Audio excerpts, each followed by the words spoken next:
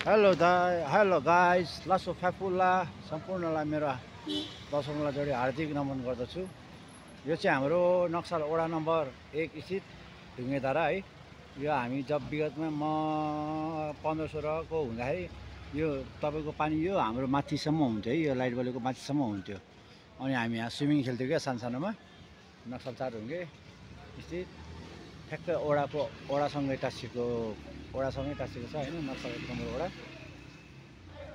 तपाईँ अगाडि तकारी बजार उता पछाडि होइन तपाईँलाई र यस्तो दामी हुन्छ भने सोचेको पनि थिएन यार ढुङ्गेधारा। Wow mister Balensa, you are the great. बालेन्साको मात्र हुने यो भएको यस्तो।